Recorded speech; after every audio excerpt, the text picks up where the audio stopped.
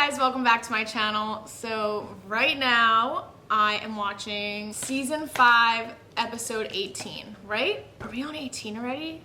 Wow, oh my god. This season has honestly gone by so fast. I've only been watching on time with you guys since episode 17, so this was the first week that I had to wait an actual week to watch the show, and it's been torture. I'm not gonna lie. I hate having to wait a week in between the episodes. It just sucks because I forget some of the things that have happened, but I guess it's good because it just builds up the hype for the next episode. You guys pretty much know what is happening, and I gave really a lot of my thoughts in the last episode, but Bjorn is with King Harold. They are getting ready to go attack Ivar. Back where Ivar is, he sent off Vitsark to meet with Olaf. What was his full name? Olaf the Stout, I think. So he kind of got rid of Vitsark. I'm assuming that Ivar is going to kill Vitsark's little girlfriend person. The thing that I'm most interested and excited for in this episode, and we saw it in the little preview for this episode, was Ube talking to the Danes, the Danish Vikings that are coming to Wessex. So basically in the last episode, someone came in and told King Alfred, Danish Vikings are coming, they're pretty scary, and Ube said, you need to let me lead your army, you need to let me be at the forefront. As for everything else that is happening, I really hope, with the whole Bjorn, Harold, and Gunhild, I think that's her name. I'm pronouncing her name as best as I possibly can with a fucking American accent. I really hope that it doesn't become like a soap opera with that whole thing happening. I mean, I know Harold has really bad luck with women, and I do feel bad for him in that respect. But at the same time, I also really love Bjorn. Or I'm starting to like him a little bit more than I did this past season. In the beginning of season 5, he was fine. I was also like really into him, but ever since Ragnar died, and I said this last video, ever since Ragnar died, I felt like he wasn't himself, and he almost became a over-dramatic version of Ragnar, and I just felt like he wasn't being true to himself. But these last couple of episodes, these last like 2 or 3 episodes, I feel like he's really showing his true, raw, like authentic self. That was really evident in the conversation that he had with Gunhild when he told her that he loved her. And that was my favorite scene from the last episode. That was a fucking awesome scene. So I really hope that nothing happens to Bjorn. He's been the OG. He's been around since season 1. So really hope nothing happens to him. But then again, we have a whole nother season. Season 6 is apparently the last season. That was just announced, right? A lot of people are saying it was canceled, but then a lot of other people are like, no, it wasn't canceled. They just, the show ran its course. I was also reading a bunch of comments. Originally, Ragnar wasn't supposed to have as big of a role as he, was supposed to have. It was supposed to be about his sons, but Ragnar, or Travis Fimmel as an actor, was so amazing that they wrote seasons and episodes. They wrote him into the show a little bit more, and that prolonged the show a little bit more, which makes me confused as to why they're canceling it for season 6. Because if the show was really intended to be about Ragnar's sons only really became a thing, or really became very important in the show midway through season 4. So it's only really been a season since they've been around. So if they originally wrote the show to be about Ragnar's sons, then the show is kind of only a season old. So I don't really get that. Kind of upsetting, because I really have grown to love this show, and I would say that it does have a special place in my heart. And it's crazy that after next season it's gonna be over. That's just crazy to me. I want to get into this freaking episode. Okay. I'm currently not in my home right now. I am in Florida, and the resort that we're staying at is right next to an airport, so I'm so sorry if you could hear planes. So without further ado, let's get right into it. Who are you, stranger? Floki? My name is Vitsark, Oh. son of Ragnar Lothbrok. Why did I think that was going to be Floki? I will of course take you to meet King Olaf. Thank you. But first you must take off your clothes. What? I mean, I'm not complaining about that.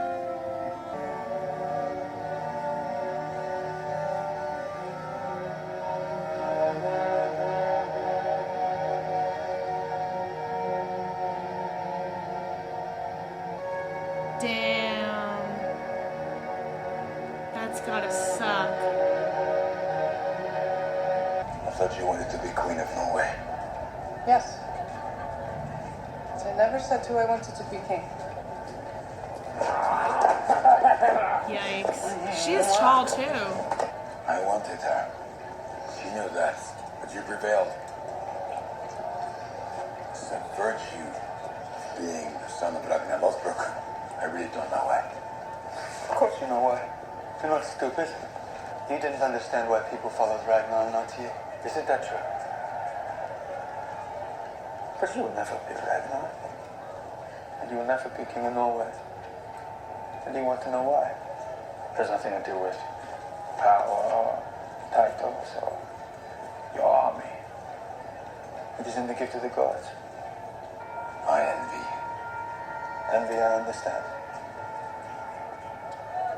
That doesn't stop us working together or trusting each other. Does it? Of course not. There are far greater things at stake than just a woman. Ah, but she is not just a woman, though, is she? Oh, man. What do you think of this place so far?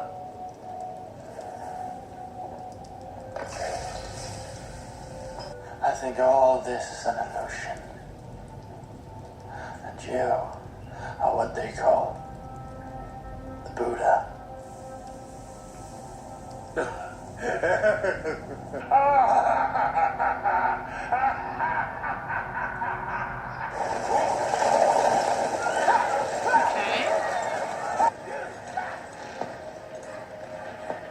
Oh, shit. She knows. She knows she's screwed. In Ragnar's time, everyone was free. That's what my parents told me. They could say what they wanted. They could do what they wanted. Ragnar never forced them to do anything. He never forced them to worship him. He knew he was only human, just like the rest of us. You've spoken well. Go. She's so dead. She is so dead. Oh god, they're following her. You know, love, I haven't come here to ask you to help Ivar recover York and attack Wessex. I've come here to ask you to attack Ivar and overthrow him as King of Kattegat.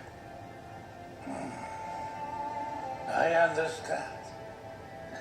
But I probably will go with my original plan.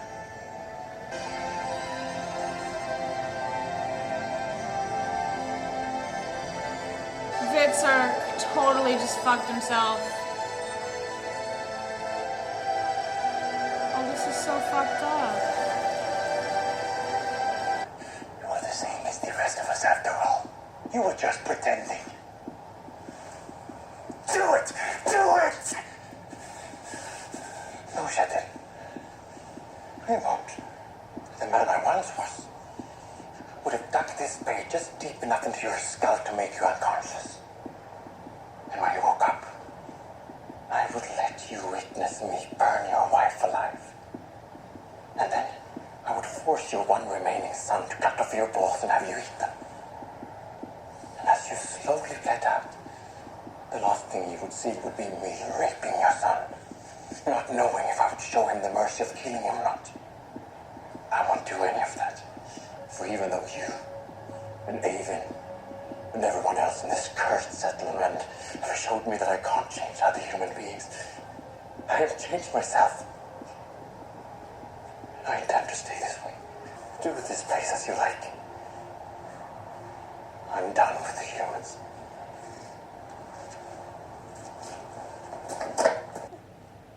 Damn.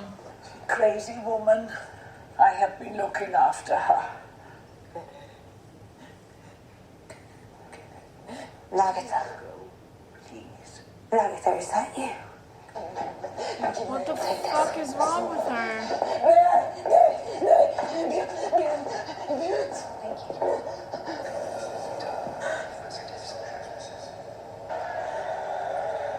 She looks like... gladdens me to know that Odin prepares for a feast. Don't do this. Soon I shall be drinking ale from curved halls. I shall not enter Odin's hall with fear. There, I shall wait for my sons to join. And when they do, I will bask in their tales of triumph. And I welcome the Valkyries to summon me home. Deliver me, O Lord, from my enemies. Elektrisitet! Over there, now!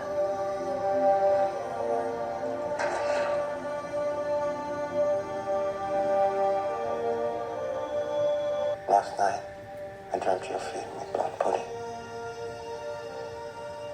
What does that mean? It means you're giving me your heart.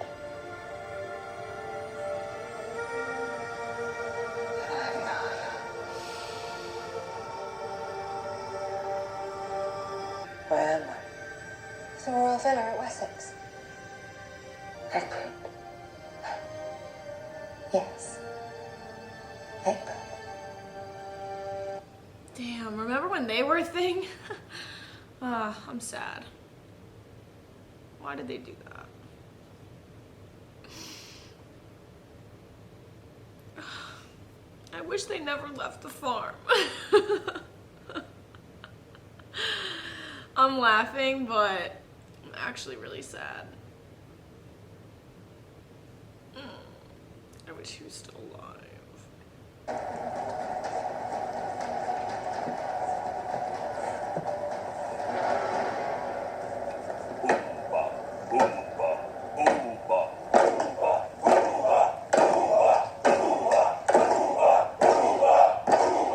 You're famous.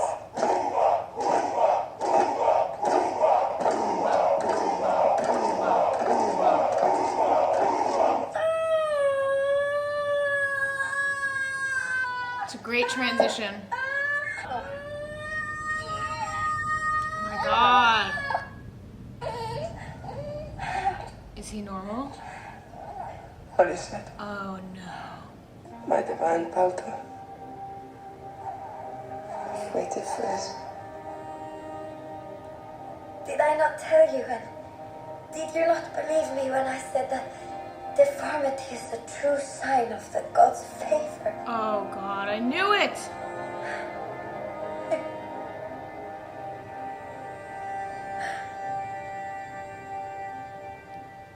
Sometimes it's sensible to make deals when you have long-term goals to achieve.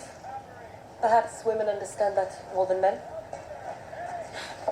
Men just go and fight and kill each other and only afterwards realize they didn't need to. It was always my father's dream to establish a working settlement here. If your armies are willing to give up the sword, then you can move into the lands in East Anglia at once. Instead of dying uselessly on the battlefield, your warriors and your shield maidens can take up the plow and the loom, and they can make a life here. There's nothing to stop you, and yet you have everything to gain. King Frodo refuses to agree. He wants to continue the raid. And there's only one thing left to do. I take your refusal as an insult. I challenge you to a single combat. Good. This makes me very happy. Uber Lothbrok. These advertisements are actually gonna be the fucking death of me. I have decided to go with you after all and attack Ivar's kingdom. Good. Let us Okay. talk about together. I thought you would make everything perfect. You are not divine. Because you remind me of myself. And you would continue to remind me and everyone else of what I am. I cannot allow you to suffer like I have suffered throughout my life. How can I do that to you? What kind of a father could do that to a son? crazy. This is literally the Ragnar and Ivar scene when Ivar was born. You'll have to make your own way in life, but my way.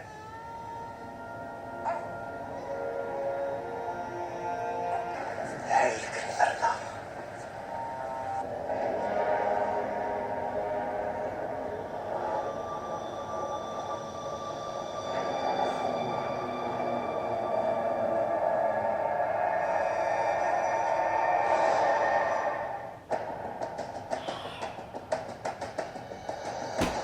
A lot of stuff just happened. There is a lot of tea to spill.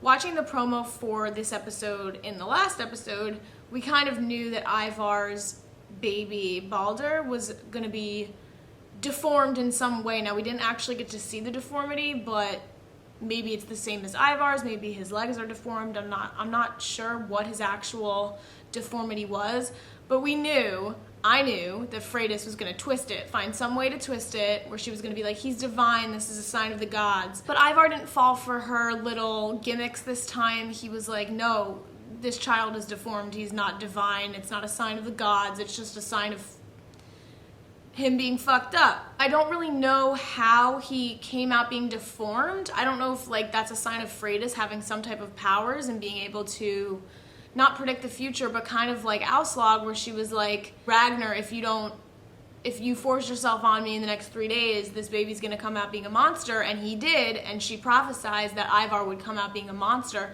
So I don't know if Freydis kind of parallels Auslog in that way, where she's able to make stuff happen, because Freydis had sex with another guy, and that other guy was completely normal for all we know. So something is happening with Freydis. I think Freydis has some type of power that is not being discussed and she's not talking to Ivar about, but I don't know. So yeah, I don't know what the future holds for Balder, but my prediction is gonna be that either Freydis finds him and her and Ivar have a little spat, or someone else finds him, raises him, he grows up and finds out that his father abandoned him, just like Ivar's father. So I think Ivar might be doomed. I mean, I don't think that Ivar's gonna die.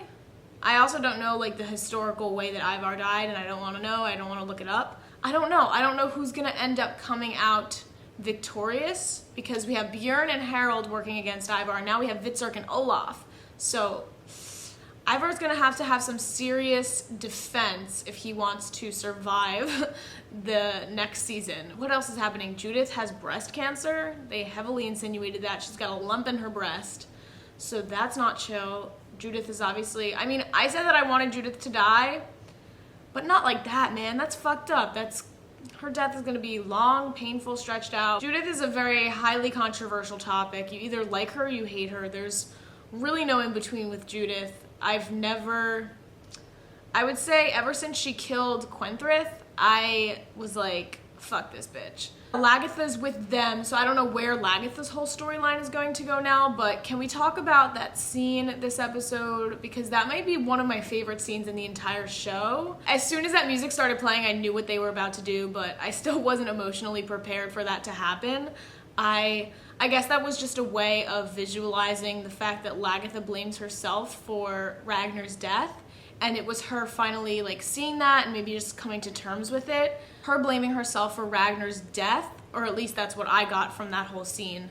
Her blaming herself for that is just sad. I don't think that she deserves to blame herself for that, and every time they flash back to like an earlier season where Ragnar and Lagatha are talking to each other, I'm just like, ugh. Why did they have to leave the farm? I have hope though. I have hope with Ube's whole storyline, because he is the most like Ragnar. I have hope that he is going to achieve greater glory and something good is going to happen with these whole Danish Vikings. He's really climbing the ranks as one of my favorite characters, and definitely my favorite of Ragnar's sons. So I would swap Ivar and Ube right now. I'm hopping on the Ube bandwagon, so deal with it. So there's only 2 episodes left. I kind of can see where everything is going with this. There's going to be an attack on Ivar. With Floki's whole storyline, he's entering the gates of hell, or the mouth of hell, whatever he was saying. So his whole storyline, I'm just like riding with it. It's like whatever to me. This last episode, it kind of picked up a little bit with the whole massacre that happened, but I'm still just like, okay, like what does it all mean? So I guess those are all of my thoughts. As always, thank you guys for watching. Check out my other Vikings reactions if you have not already, and stay tuned for episode 19. All right, bye guys.